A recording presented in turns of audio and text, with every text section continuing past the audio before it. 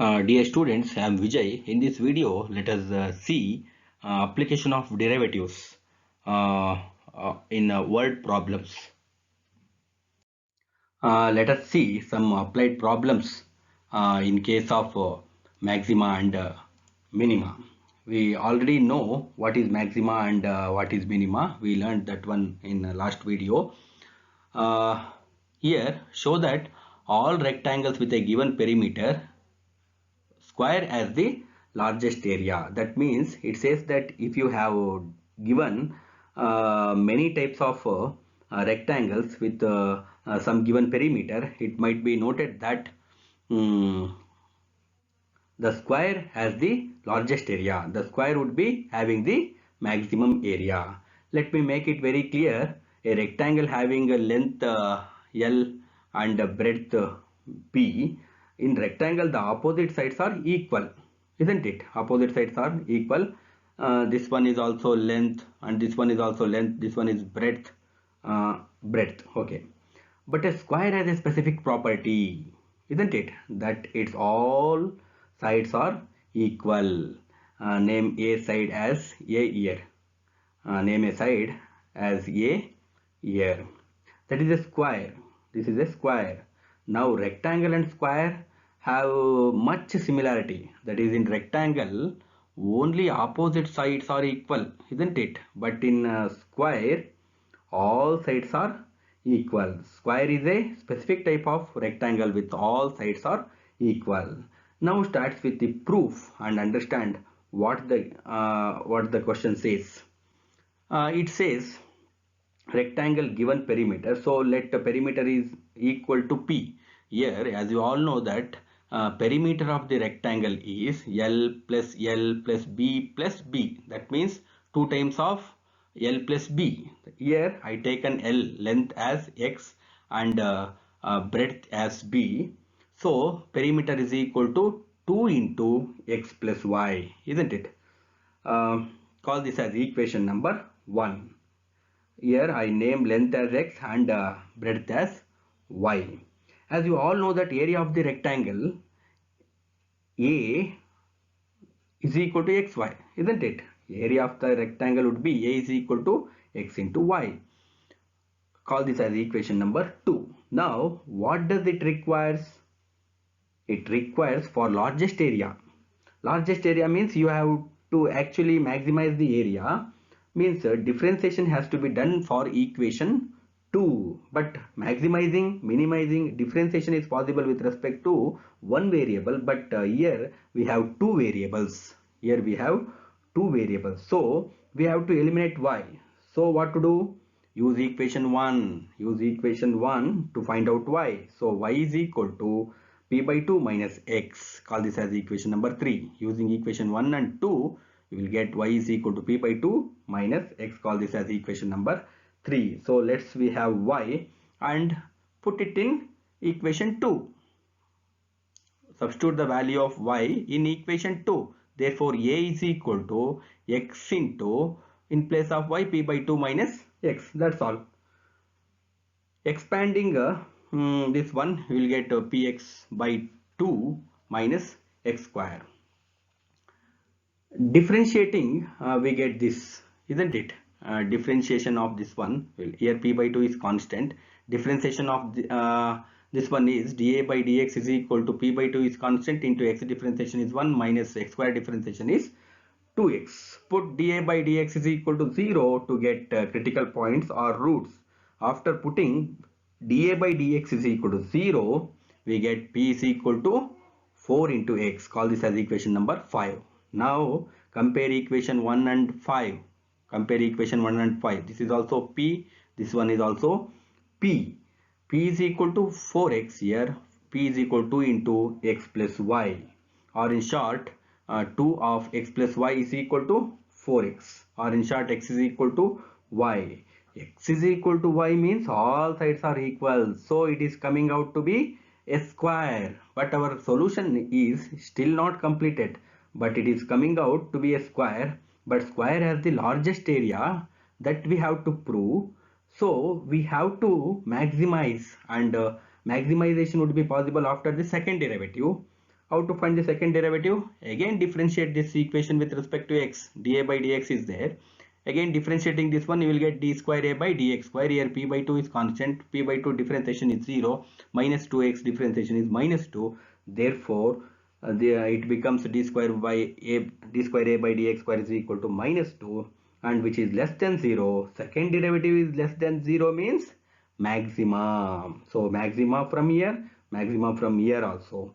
That means we proved what we needed to prove, hence verified.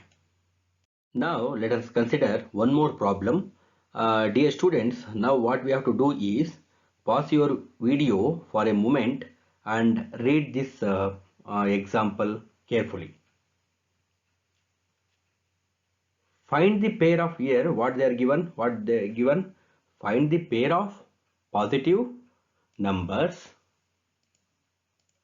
Find the pair of positive numbers whose sum is 70 and whose product is maximum. So what we have to do here is we want to maximize the product of two numbers. Since we have to choose two numbers, so I will take a first positive number as x and a second positive number as y. So I will take x be the first positive number and y be the second positive number. And the condition is given that sum of two positive number is 70, isn't it? Sum of two positive number is 70. So from there we get our first equation, that x plus y is equal to 70. Call this as equation number 1. So now we have to maximize the product. So P be the product. So if we write the product, it's x into y. So P is equal to x into y. So these are our two equations. So now we notice that product is a function of two terms of x and y.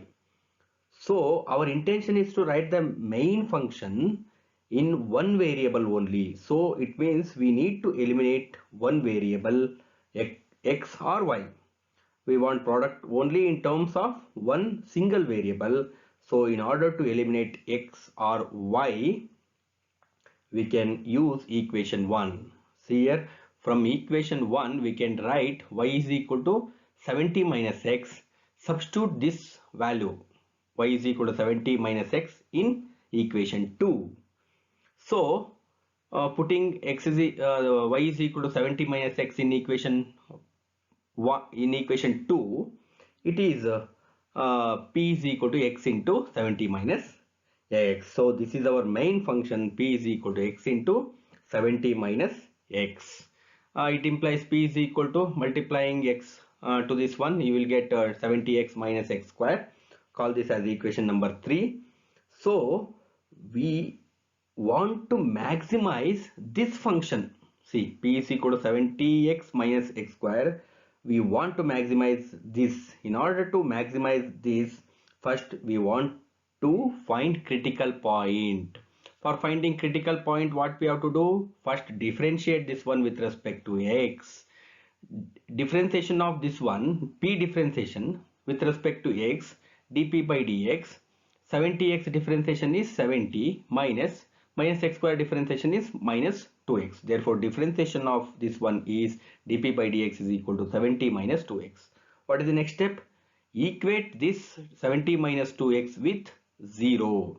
Equating 70 minus 2x with 0, we will get 70 minus 2x is equal to 0, or x is equal to, it implies x is equal to 35. So x is equal to 35 is our critical value, critical point or critical number. Now we have to test this value is maxima or minima. So that we can use the second derivative test. We want second derivative. How to find the second derivative? Again differentiate this one with respect to x. dp by dx, differentiation of dp by dx is d square p by dx square. 70 differentiation is 0, minus 2x differentiation is minus 2. So second derivative would be minus 2. So second derivative is negative. Second derivative is negative means so it is a point of maxima.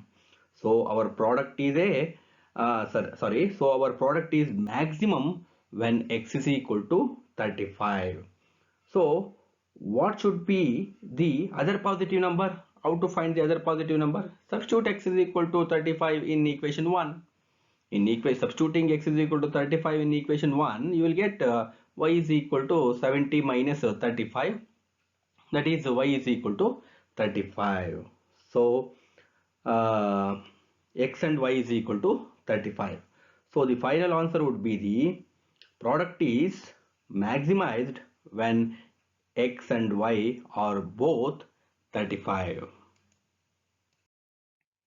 Dear students, now let us see some strategy for solving this type of problems, word problems. These are all called word problems. First step, express the quantity to be maximized or minimized as a function of one variable. Whatever the quantity you want to maximize or minimize, you should write it in one variable. This is the first step. And then we need to use first or second derivative test to find relative maxima or minima. So if in the step 3, so if there are more than one critical values, you also check at the end points. So based on step 2 and 3, you are going to see what is the maximum, absolute maximum and minimum, absolute minimum values. So what is the maximum value of all of them is absolute maximum. What is the minimum value of all of them is minimum value. Maximum of all maximum values is called absolute maxima. Minimum of all minimum values is called absolute minimum. Dear students, in the next class, let us see concavity, convexity, and points of inflection. Okay, thank you.